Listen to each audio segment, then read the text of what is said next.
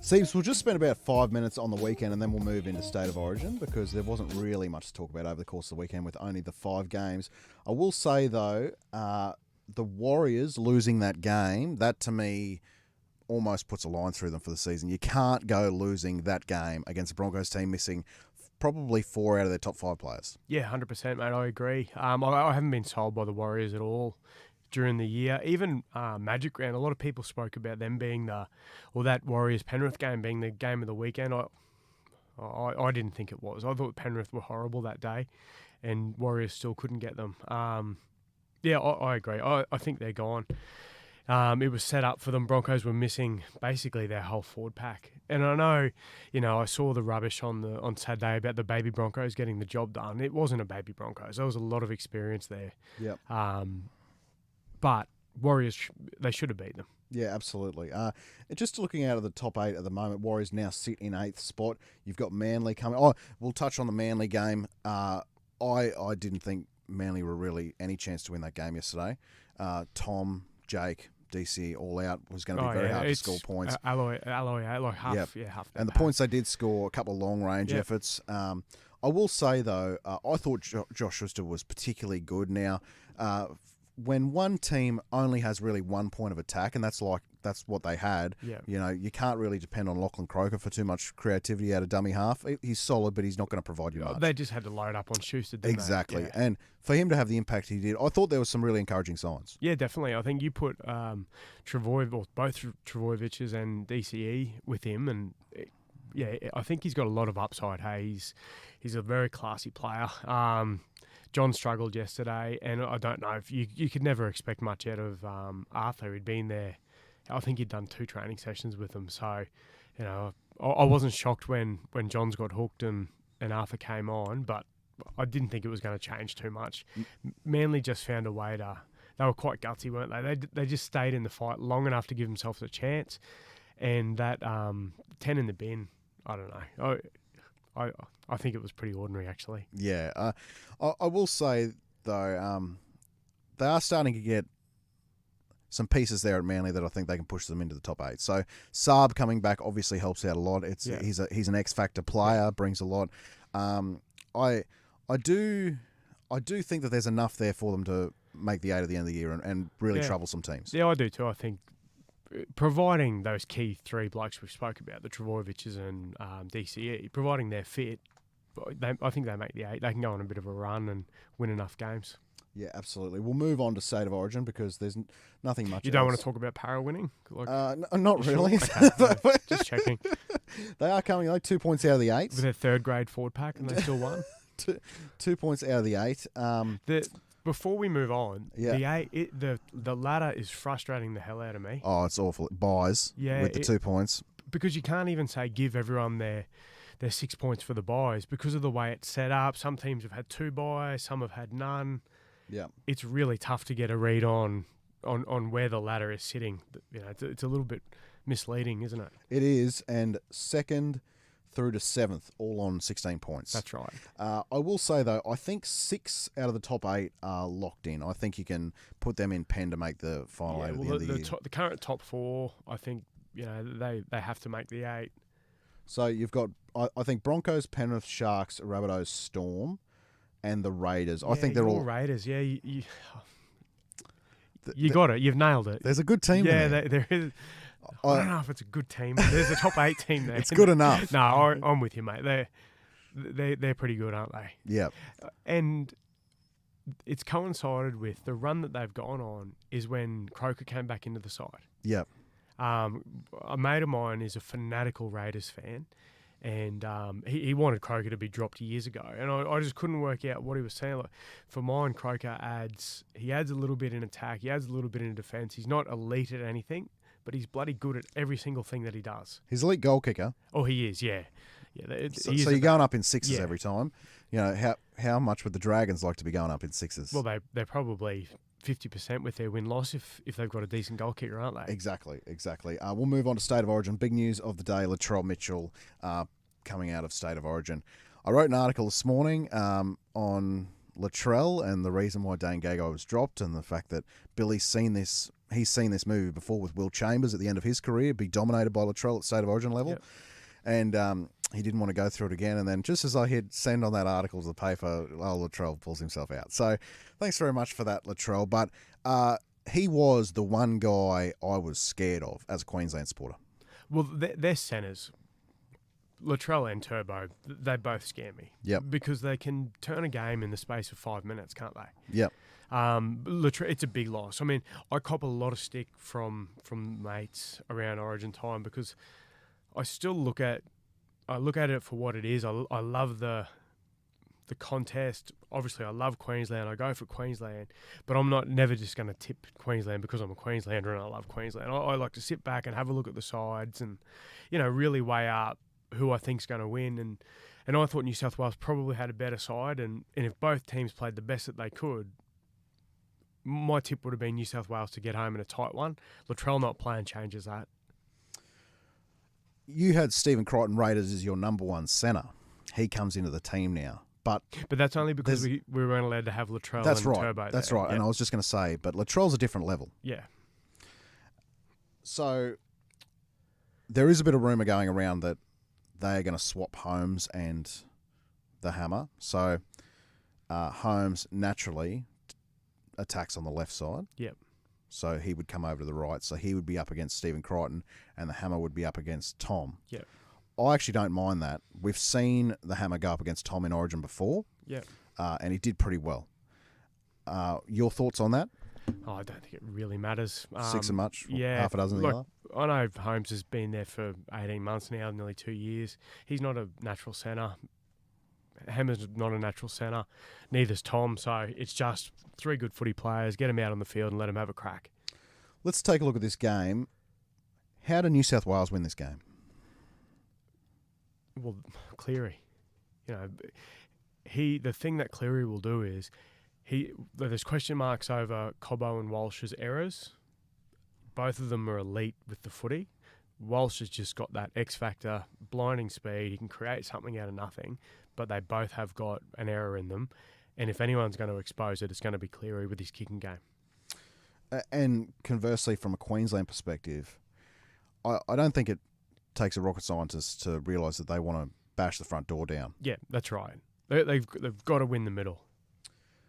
Ben Hunt, do you think he'll start? Yeah, I do. It's worked. Why change it? Hunt can get out there, absorb that early contact, that first 15, 20 minutes.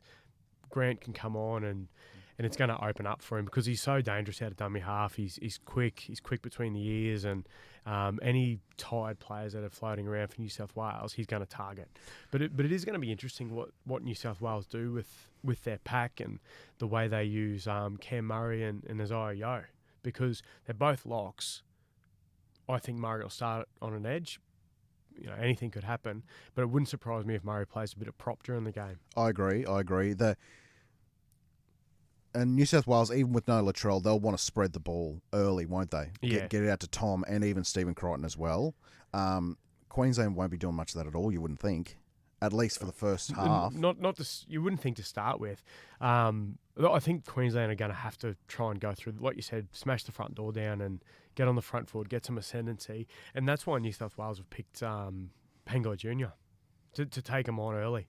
Whether it works or not, we'll have to wait till the end of the game. But I actually get it. A lot of people have bagged the decision and are into Fittler. When you look out there, I would have gone for one of the Safidi boys personally, but I do get what they're looking at there and why they've gone with him.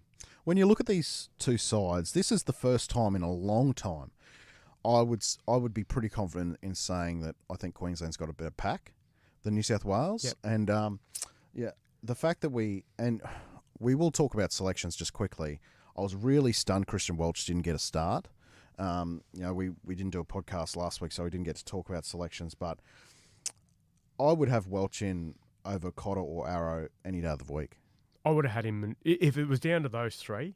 So I personally wouldn't have had Cotter or Arrow. Cotter would have been my 18th man, thereabouts.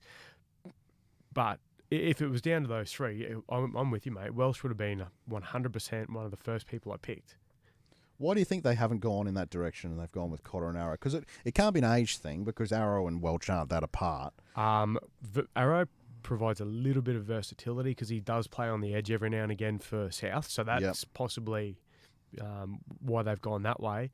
Cotter is a more explosive player than Welsh. So Welsh is straight up and down. He's a 7 out of 10 for everything he does. Cotter's not in great form, but Cotter has got that explosiveness about him, so that could be one of the things they were looking at. I totally get that, and I would say the same for Flegler and Collins as well. As far as pure meter eaters, they are better. Yeah. But I will say this, as a Storm fan, whenever the Storm beat Penrith, you always look back and go, man, Christian Welch did a number on Nathan Cleary tonight. Yeah, well, back the series that we should never have won. 2020. Yeah, 2020. That was the year that Welsh just destroyed him. Yeah, peppered Cleary constantly. Yep. Couldn't let him get a kick away. He got no free time with the footy to ball play. Welsh was in his face every time he got a chance. Yeah, and I think if the headlines after game one are Nathan Cleary has had a day out and gets a man of the match performance, then would it be crazy to see Welch come back in purely for that reason and sacrifice a Collins or a Flegler there? Yeah, I think, mate, it's. Well, Flegler, it'll be interesting to see how Flegler goes because he can give away some penalties. Yeah. And again, that's okay. But Collins is in the same boat. They're both blokes who just really teeter on the line. Wouldn't shock me if Welsh come in if we don't get the win. But again, if we get the win, I can't see him changing anything. Oh, I agree. I will say though, Flegler and Collins' roles in this game might be really different to Clubland. And I say that because we've got Carrigan and Tino who can play massive minutes. Do you think Tino starts or comes on after 20 and plays out? I do think that. And it wouldn't shock me at all to see Carrigan possibly play 80. Well, yeah, that definitely could happen. What I see with Flegler and Collins is whether they get 15 or 20 minutes out of them, then Tino and Cotter are coming on. So whether, Carrigan could push up front, who knows what happens there. Cotter obviously plays up front anyway. But the way I see that next 60 minutes going is Tino plays out, Carrigan almost plays out, and Flegler, Collins and Cotter just continually rotate through. They'll nearly be the only subs that are made. Absolutely. Just 15-minute bursts. And rip and tear. Because you've got those guys that can play long minutes, Pat Carrigan could have a 10-minute spell from the 60 to the 70th minute. Yeah, that's right. Yeah. It's about timing, how the game's going. One of the things that I think will be very, very interesting as well is when Nico comes on and what they do with him. What would you do? Well, Nico's in a similar position to when we were talking about if David Fafita makes the team. Yep. We said if David Fafita makes the team, he has to start. Yep. And that's the case here. Nico, but injury, obviously he comes on. But barring that, I'm not sure how you get him on, particularly with both Murray and Yeo. Yeah. See, my natural reaction was to say play him at 13, like a roving 13 role, like similar to what Ben Hunt does when Harry Grant's on the field. But other than that, I'm not sure how you get him on. Now, the other option that's been flirted, which I would find really surprising if they did it, because I just think it throws too much out of whack, and that is Appy comes off, Luai to dummy half, Hines to half. That's what I would do. Don't you think that throws too much out? Yeah, it does. But again, the way Nathan Cleary plays, he steers the ship. So whether it's Luai, Nico, Cody Walker, didn't matter who they picked there, they're playing second fiddle to Cleary. What do you think is Jerome Luai's biggest strength? What do you think it is? Running. So do I, and that's why I reckon it could work at Origin, putting him into hooker for 15 minutes, freshen up Appy, gets Nico into the game. Nico could then fall back and play a bit of lock, or Nico could play second row, let's be honest. But it gives Appy a chance to have a spell, freshens him up. It's going to be around the 30th minute mark or the 50th minute mark, so there's going to be fatigue in the game. Luai could really find some space if he gets a bit of a roll on. Whilst I agree with you, but if that was the thought from the selectors, wouldn't you rather pick Cook on the bench and have him just come on and relieve Appian if it's for 30 minutes? 100%. And again, I think we spoke about this with our predicted teams. Yeah. We both had Cook, didn't we? Yeah, Cook on the bench. I had Cook starting, you had Cook on the bench. Yep. But regardless, I would have gone that way. Yeah, so for me, and Nico's a similar player to Ben Hunt, I suppose, but to me it was he either starts at 6 or he doesn't play.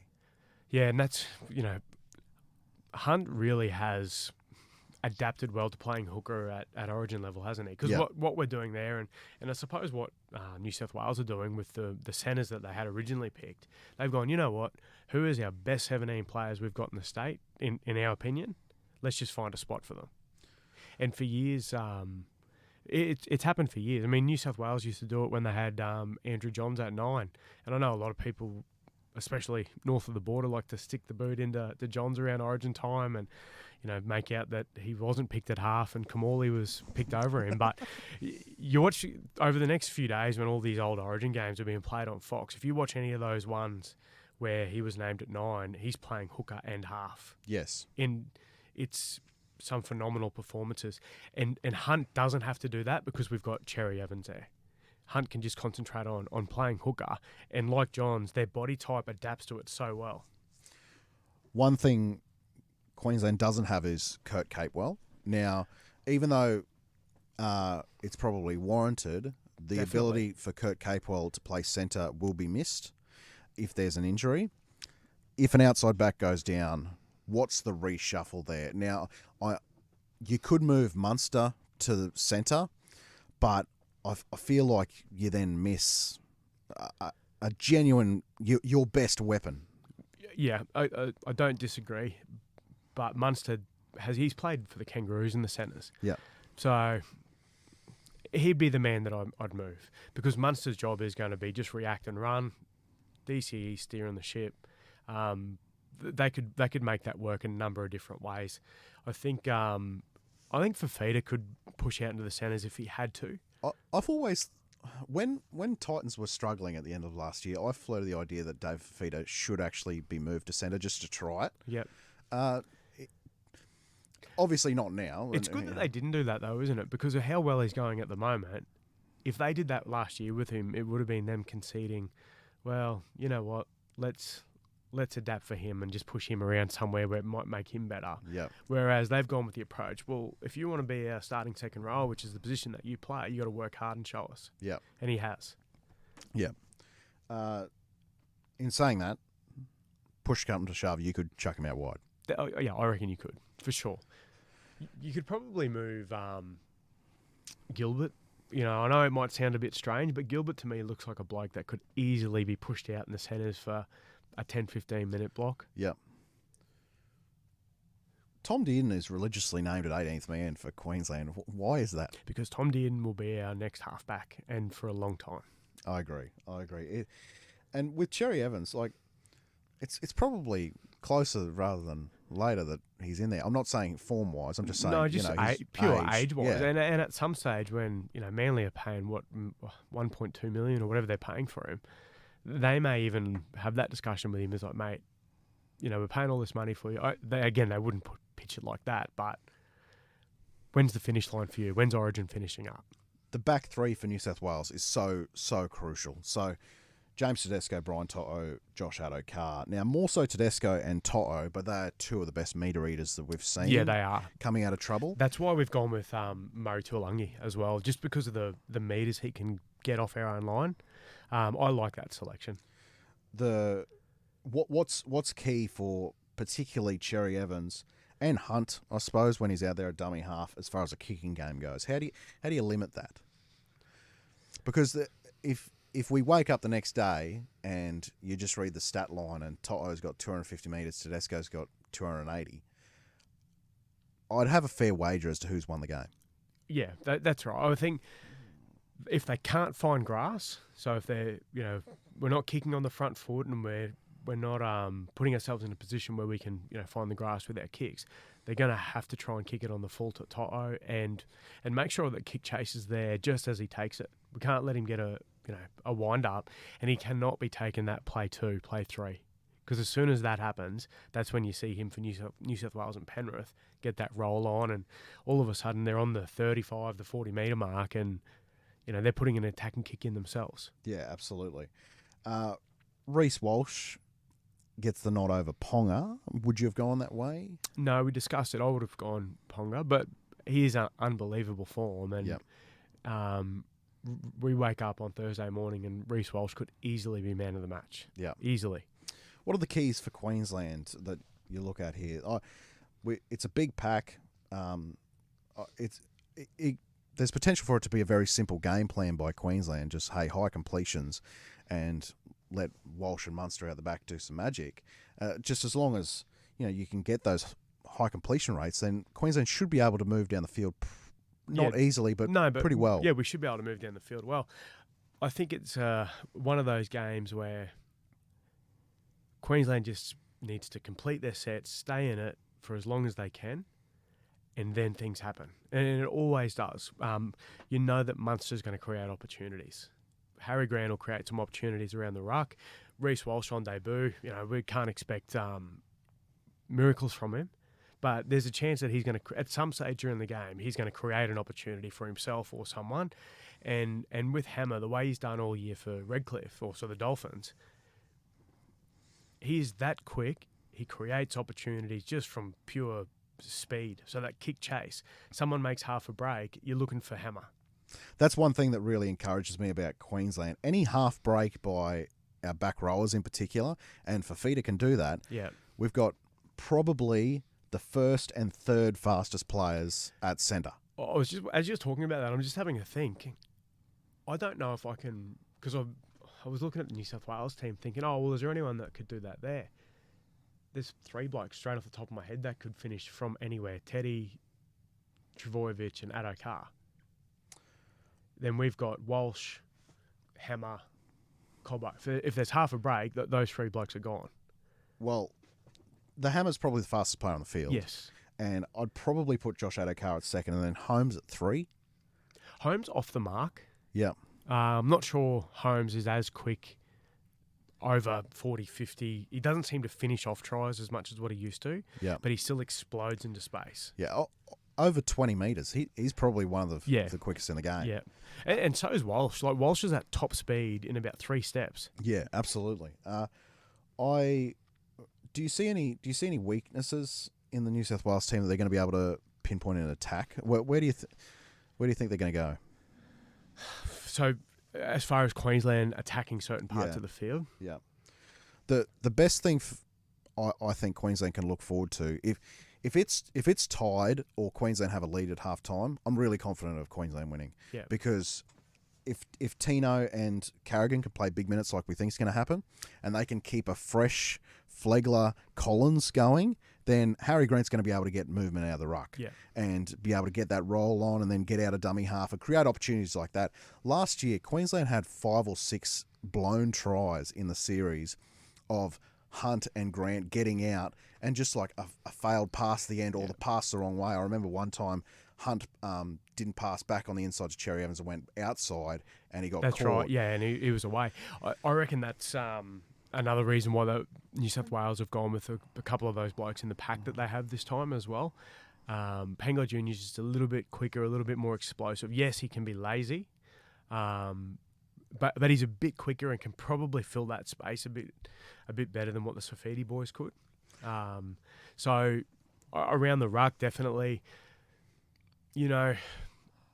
but both teams are pretty solid. It's hard to pick holes in either side. I mean, if Queensland had a concern, it's can Hammer control his edge for 80?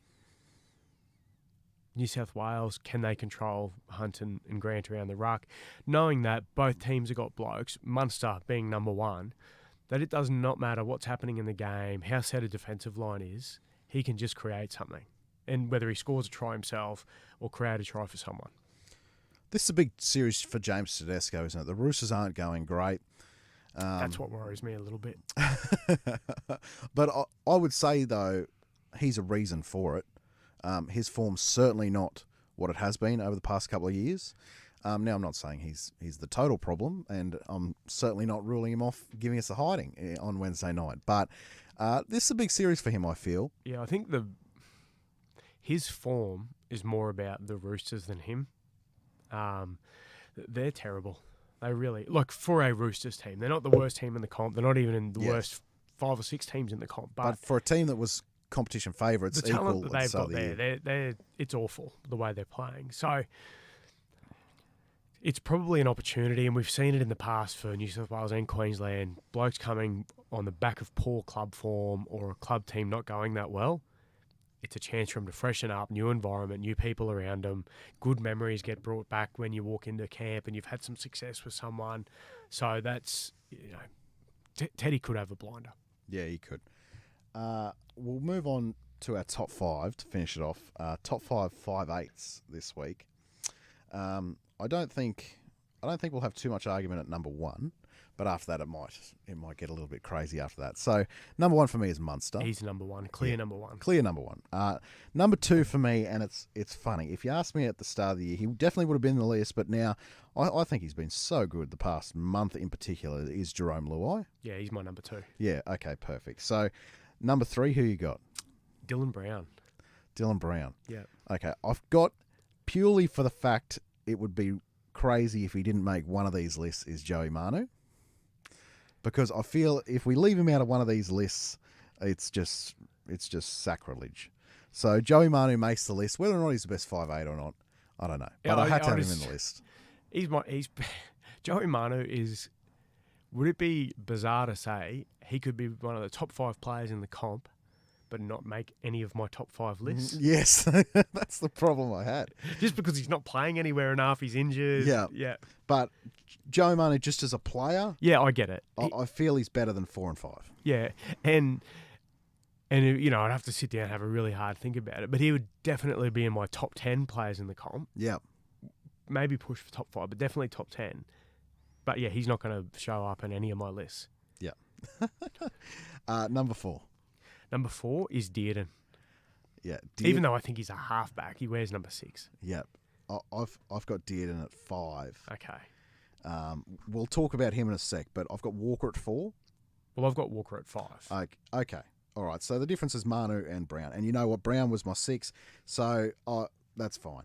Dearden's the interesting one because, and I was wondering if you would have Dearden in the list, because the fact of the matter is, and anyone who doesn't think this is in denial, if Tom Dearden and Val Holmes weren't playing for the Cowboys this year, they'd probably have 1 or 2 wins. Dead last. Yeah. Yeah. And I know that the Cowboys just got absolutely handed to them the other day by the West Tigers, but you can't put that on a halfback. No, and maybe we need to dedicate a couple of minutes to talking about the Cowboys and what's going on, because we'll go there in a second. We will, yeah. Well, we can go there now. So when the Cowboys win a premiership, when they win their next one, who out of the spine can you see being there when they win it? Dearden's the only one. For me, he's probably the only one, and Robson's a maybe. Yeah, he's a maybe. It just depends on. I'm not too sure how old Robson is, actually. I think he's a little bit older. You know, we talk about sneaky young. Old. He's sneaky old. Sneaky yeah, old. I'll quickly double check that while we discuss. But yeah, he's a maybe. Dearden would be a definite. Townsend, no, he hasn't got too long to go. And Drinkwater, the enigma. Yeah. So Dearden is the long-term future there, probably their future captain and bus driver and drinks buyer and everything else. Captain, coach. Yes. If you're the Cowboys recruitment... Okay. Reece Robson is 24. 24. Yeah, okay. about to turn 25. Okay. So he's, a bit younger than I thought. I won't write him off just yet. No, he could be. But, so Tom Dearden is your future half in some way. Do you go after a Ben Hunt, or do you go after someone like a Jerome Luai? Now, I know age is obviously the ultimate factor here, so you would go after Jerome Luai, but I just mean the type of player. And also, how much faith do you have in your squad? Because if you think you can win a premiership now, then maybe Hunt is the answer. I think Hunt and Dearden are too similar. I agree. So I would go with Luai because they would complement each other and you don't run the risk of being too one-dimensional. If they can't get Luai, is there another player that strikes you? Sorry, don't want to interrupt, but yeah. The only way I think Hunt and Dearden work together is if they had a more creative dummy half or fullback. So Drinkwater is a very creative fullback, but he is the epitome of rocks and diamonds. Yeah. Robson's an excellent hooker. He's got a good running game, but he doesn't create opportunities around the ruck. He's not asking questions like some of the better hookers do. So that answers that question. So Luai would be the one I go for because he's just that point of difference. Dearden can steer a ship around. Is there another player out there that you can think of that would be a good partner for Dearden going forward? Because I just don't think that there's anyone there who's coming through that could fill the role. They're all under contract. Townsend's under contract for one more year, so you can go to market at the end of this year. Yeah, but the ones that you want to look at, you Mitch Moses, we could go through them. Moses, Cleary, Brown, Munster, Jerome Hughes, all the ones that you would want to have first crack at. Dylan Brown, they're under contract. You know, Manu, is he... I think he's got 1 year left, hasn't he? Yeah, he does. So he can talk with clubs at the end of the year. You might have a crack at someone like him. But apart from that, I think the type of player that would complement Dearden and the way the Cowboys would be at their best, they're just not out there. They're locked up. So then you look at fullback as well. So Scott Drinkwater's at a really fascinating point of his career. Hamiso would be handy. Wouldn't he? If only they could have him. I will say, I do like Scott Drinkwater. He's at a really pivotal point in his career, I think, where he could fix some things in his game and become a really good first grader, or he could be the next man of steel in the Super League. Yeah, that's probably spot on, isn't it? I think with Sam Walker as his partner. Yeah. I hope Sam Walker comes good. I really do. I think he needs to get away though. Yeah. He needs to break free of the NRL, the family, the works, go and spend a year or two just playing footy, and then he could come back and be elite. He could do a similar route to Jackson Hastings to go over there for a year or two. He's a lot more talented than Jackson Hastings though. Well, that's what I mean. Jackson Hastings come back now, and you know, for all the talk about him, you know, the Tigers, they were better with him. Where do you reckon he'll be next year? Jackson Hastings. Yeah. I think Newcastle would be mad to get rid of him. But he might, I'll tell you what, he might be partnering Tom Dearden up at North Queensland. The way he bounces around. Yeah, but what you said, Drinkwater is he's a funny one, and you love blokes who back themselves, and you want players to back themselves and back their natural ability. And the big thing with him is he went on that 3 or 4 month stretch last year where everything he did was perfect, wasn't it? Like, it was just absolute gold. And I think now there's been, it's like the old Drinkwater's back, but the thing I notice is the difference between the rocks and the diamonds is coming closer together, if that makes sense. Yeah. So on the try that Cowboys scored the other night, where Micah was about 35 metres in field and still nearly took the intercept. Yes. That was actually a terrible pass. Yeah. It was disgraceful. It was just that Micah got himself lost, and sometimes I'm confident that Micah still is learning rugby league. Yes. So like that, yep, it came off. But in the past, I think a pass like that from Drinkwater ends up in the third row. And I'm not trying to, take the piss or be funny, but that's what used to happen. he would go for those big big cutout passes, and they'd either get intercepted, or they'd be touching the touch judge on the face.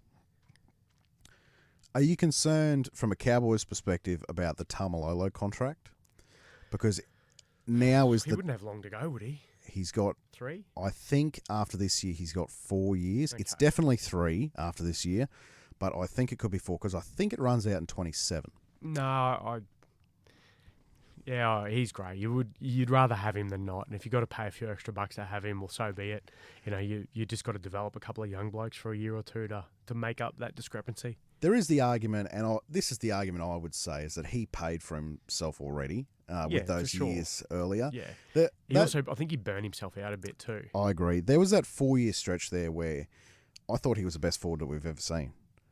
Particularly when they made that run to, they eventually lost to the Storm in the grand final, but they went through that run at the end. You look at the Cowboys side, how many blokes that they've got in Origin? Nanai was in Origin last year. Yeah. Jordan McLean was picked for Origin last year and did the hammy. Yeah. Tamalolo's an international. Tamalolo's an international. There's something just smells funny. I don't know what it is. They should be performing a lot better than what they are, and no team should lose to the Tigers at this point in time by 60 points. It was pretty shocking. Pretty shocking to see. The last question before we go: does the Tamalolo contract make you think cautiously about Payne Haas and his future? The fact that multiple years are going to be thrown on from multiple millions of dollars. Now, I would just have a general rule, and I'm totally willing to acknowledge Payne Haas might be the unicorn here, and he might be the freak. I would not give anyone over 4 years for someone whose number one trait is a physical one. Yeah, 4 or 5 years could be the max you'd go to. I do agree. But I'd be giving Payne Haas 5 years straight away tomorrow. And I think out of the 6 years that the Tamalolo's been on this contract, would we say 4 of them have been unbelievable?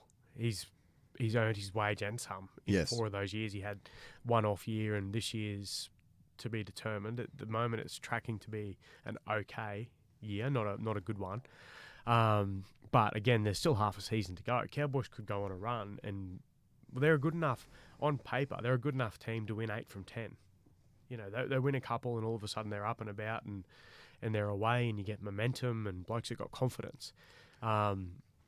It's an interesting one. I didn't want to say it out loud, but I did think to myself, Friday night, Para Cowboys, whoever won that game is alive.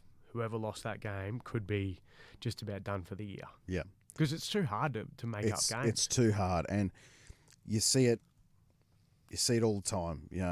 A team will lose to someone that they don't expect to, and when you need to go on a run, you can't afford those games. But then you get a team like the Raiders, who all of a sudden, I think the Eels and Cowboys are better teams than the Raiders on paper. I know that doesn't mean anything, but Raiders just flicked a switch and went on a 6-game winning streak. They've now won 7 from 8, I think it might be. 7 from 8, yeah. So, it can be done, but you don't want to be leaving it to the last 7 games. No, you don't. Siebes, who wins Wednesday night? Queensland by 1. By 1 over in Adelaide. It'll be a Cherry Evans